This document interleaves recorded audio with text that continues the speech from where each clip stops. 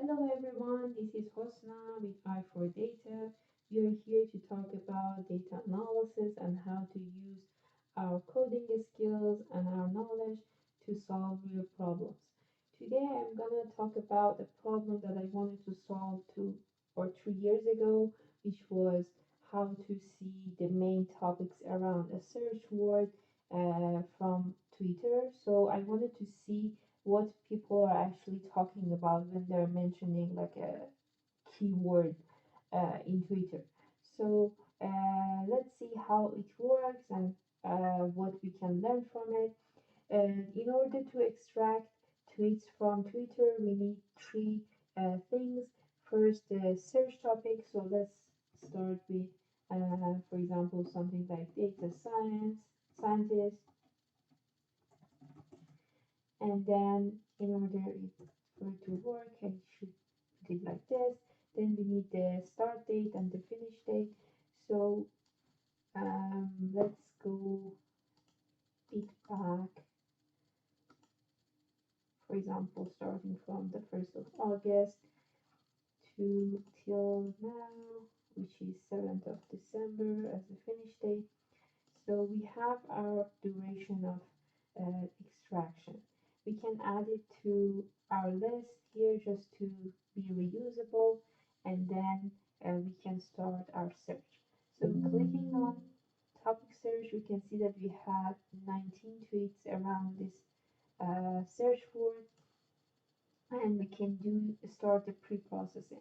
So for the pre-processing, it's a layered pre-processor. So we can actually look at different word forms, or we can add a stop words. It has some stop words included inside the system, but again, you can add more stop words if you think it is necessary. And then having these two added, you can start the pre-processing. So it is finished. We can see the outcomes here.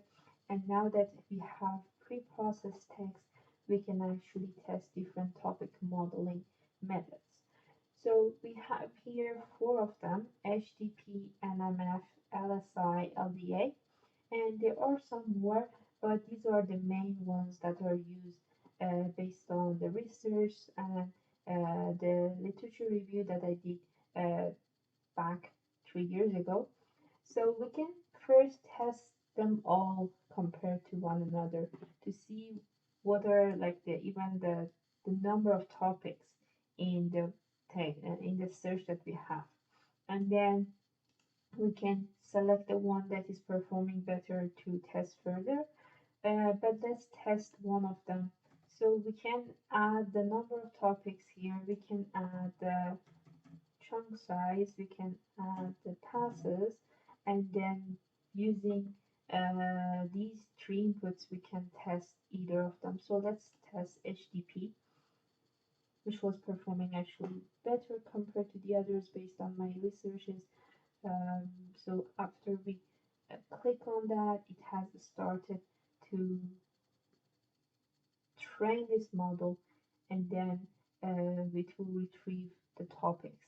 So as we have selected two, we will see two topics, but we can change that number just to see if there are more or if there are less. But because we didn't have much tweets, it is highly unlikely that we have more than two topics.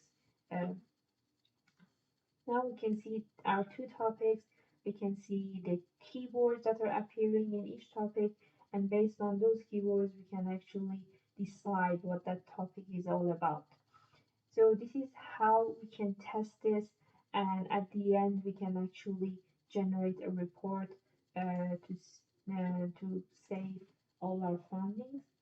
So I can say, okay, save as report 3, and then I can actually open this to see what the report looks like.